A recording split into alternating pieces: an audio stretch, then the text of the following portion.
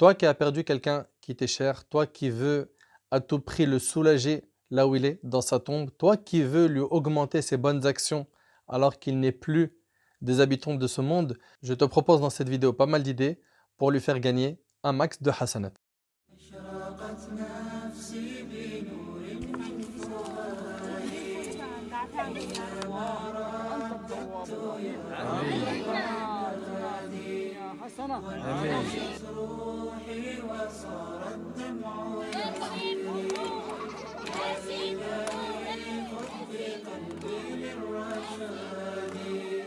أشرقت نفسي بنور من فؤادي حينما رددت يا رب العباد.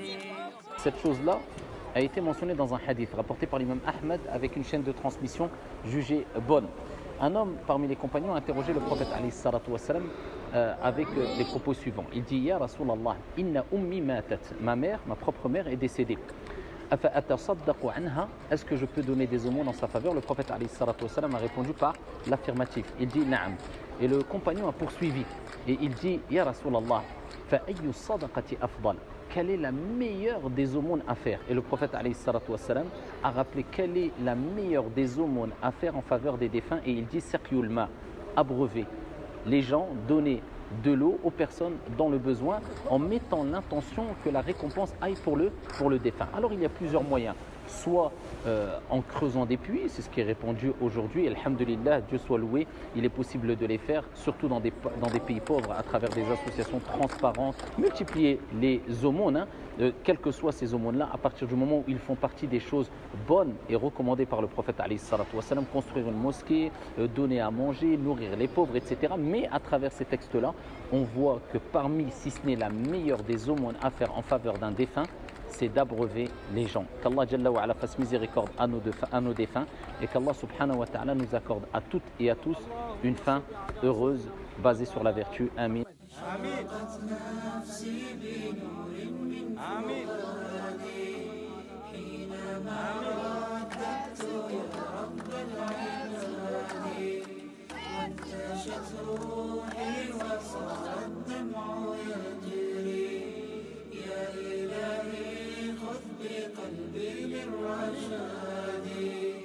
أشرقت نفسي بنور من فؤادي حينما رددت يا رب العباد.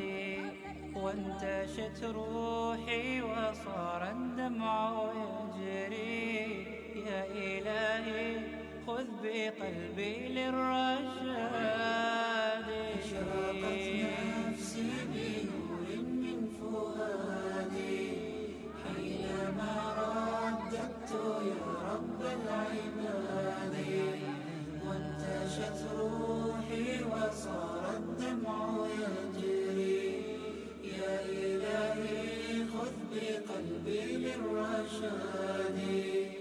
في سكون الليل أدعو في سجودي والدجى حولي سواد في سوادي. يا رؤوفا يا رحيما يا حليما يا كريما ما لفضلك من نفادي.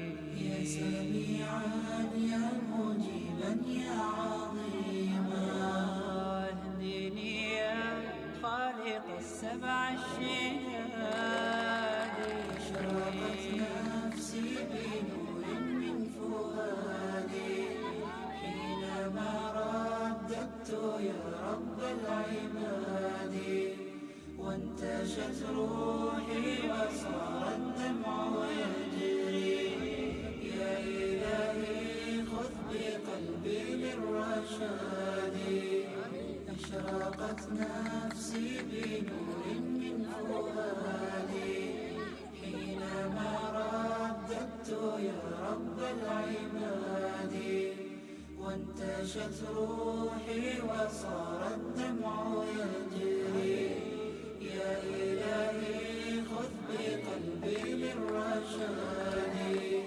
للهدى والحق وفقني إلهي فعلى اليوم اعتمادي يا إله الكون يا عوني وغوثي يا ملا الخلق في يوم المعاد أنا يا ربي أرجو منك عفوا فاعف عن ذنبي وحقق لي مرادي نفسي بنور من فؤادي حينما رددت يا رب العباد وانتشت روحي وصار الدمع يجري يا إلهي خذ بقلبي للرشاد أشرقت نفسي بنور من فؤادي حينما رددت يا رب العباد وانتشت روحي وصار الدمع يجري يا رب العباد وانتشت روحي وصار الدمع يجري يا إلهي خذ بقلبي للرشاد أشرقت نفسي بنور من فؤادي حينما رددت يا رب العباد وانتشت روحي وصار الدمع يجري يا إلهي خذ بقلبي للرشاد للهدى والحق وفقني إلهي فعلى توفيقك اليوم اعتمادي يا إله الكون يا عوني وغوثي يا ملا الخلق في يوم المعاد أنا يا ربي أرجو منك عفوا فاعف عن ذنبي وحقق لي مرادي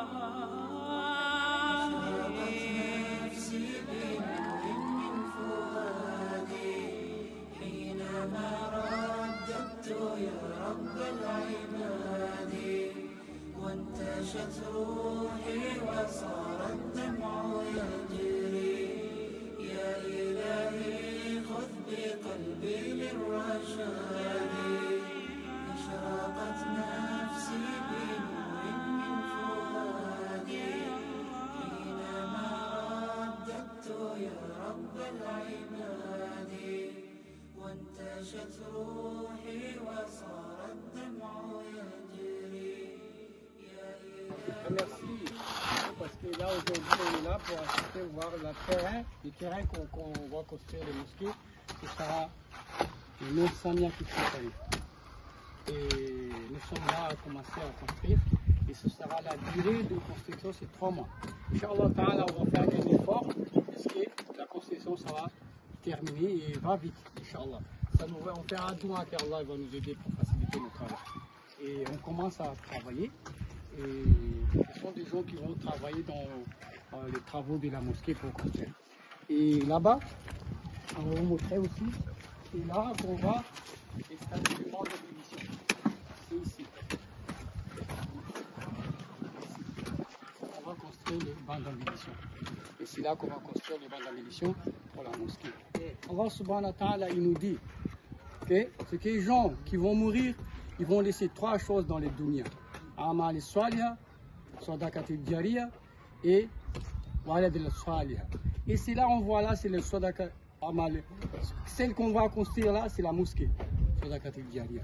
Alors, tout les Amal qu'on fera dans les mosquées, il sera vraiment pardonné des gens qui ont les noms de construire dans cette mosquée-là. Ils seront pardonnés. Allah subhanahu wa ta'ala va prendre toutes les demandes qu'on va demander dans les mosquées qu'ils vont prier pour ce que Samia Katfi Sharif qui a donné la mosquée et sera accepté tous les doigts. Allah subhanahu wa ta'ala va donner le paradis, le jannat, Inch'Allah. Amin, Inch'Allah. Amin. Allah, Amin, takabbal dua. Allah ma takabbal dua, Allah. Répondez nos demandes, Allah, acceptez les doigts qu'il va rentrer dans le jannat. Amin. Amin. Amin, Inch'Allah. Amin. L'aumône continue. Également, une science dont les gens tirent profit et un enfant vertueux qui fait des invocations pour toi. Et dans d'autres hadiths, il est cité certaines actions qui ne s'interrompent pas. Selon Anas radiallahu ta'ala anhu, le prophète alayhi salatu wassalam a dit « Il y a 7 choses dont la récompense parvient au serviteur dans sa tombe après sa mort. 1.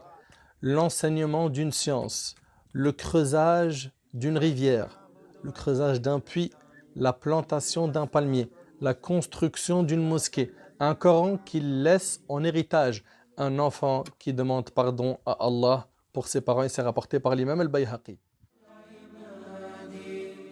وانتشت روحي وصار الدمع يجري يا إلهي خذ بقلبي للرشاد أشرقت نفسي بنور من فؤادي حينما رددت يا رب العباد وانتشت روحي وصار الدمع يجري. Une aumône continue. Une science dont les gens tirent un profit. 3. Un enfant vertueux qui fait des doigts pour lui. 4. Le creusage d'une rivière. 5. Le creusage d'un puits. 6. La plantation d'un palmier.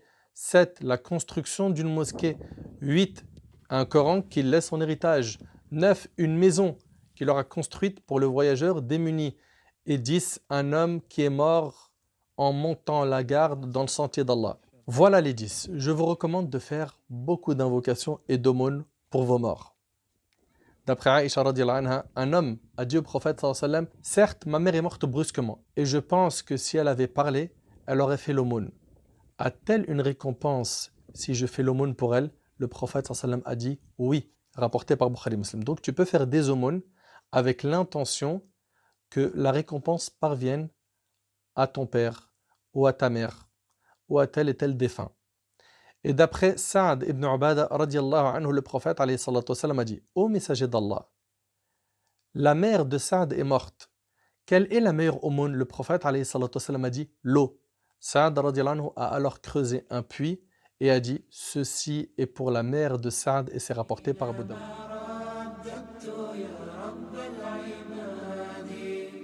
وانتشت